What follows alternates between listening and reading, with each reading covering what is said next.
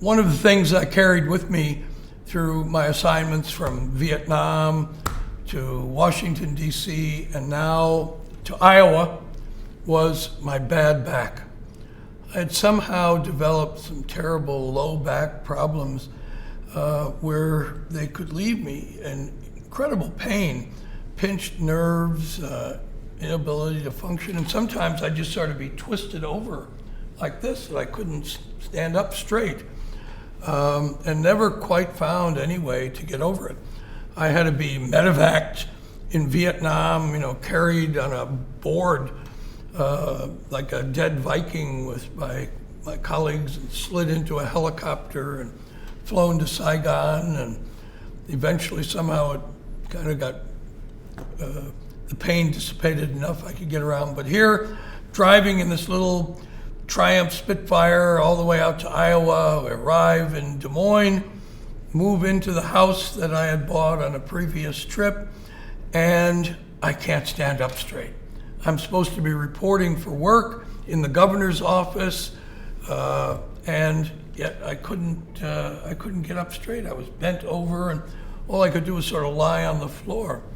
So the chief of staff in the governor's office, named Wythe Willie, said, "You need to go over to the Des Moines osteopathic hospital. They can help you. They do unusual things."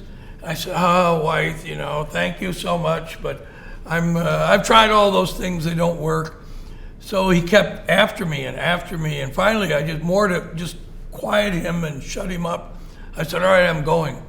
So I show up at the Des Moines Osteopathic Hospital, which is in the old St. Joseph's Academy building, for anybody who remembers when there were these Catholic girls' schools in Des Moines. And the osteopathic clinic and medical school had taken over that, and so I'm led out to one of the old classrooms, and I meet this doctor named T. Porton. And he's a tall, thin, chain-smoking doctor, and he's sitting there across from me, and I'm sitting in a chair, and my wife's next to me, and I'm bent over like this. And he's chain-smoking and asking me questions, and I didn't bother me too much because all I was paying was $15 for my visit. So finally he said, "Come over here, get up on the table." So I limp over, puts me up on the table, lays me down, and then kind of puts me on a side and reaches down with one arm and holds my knees, puts his arm under my head and shoulder on the other, and goes 1, 2, 3, and he pulls the knees this way and pushes the shoulder that way, and you hear this big crack in my back.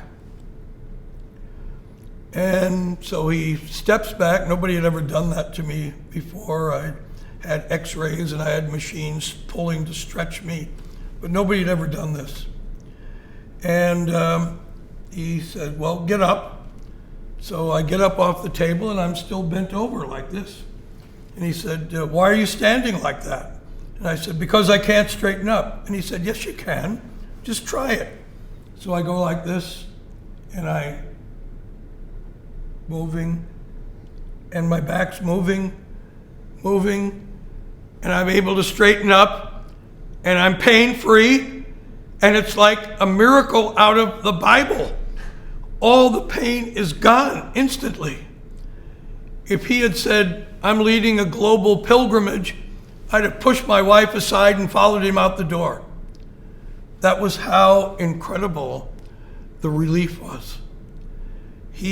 This osteopathic medicine that had sort of developed out in Iowa and places like Davenport and Des Moines, whatever else they did, this manipulative medicine, they knew how to move and rotate the vertebrae in your back, because my vertebrae had compressed, turned, and locked, and they could unlock it so it spread apart. The nerves that were pinched in there were suddenly freed, and the pain was gone instantly. I refer to it as the miracle on Grand. The discs would, again during my life, continue to compress. It's like taking your car into the shop to have the wheels realigned or something. I'd go back in for an adjustment ever so often. I had some more episodes with it when I was overseas.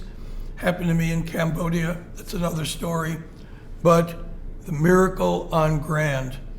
And to this day, I tell the presidents of the Des Moines University, as it's called, anytime you need somebody to do an ad, go on TV, speak about what you do, I'm ready to do it.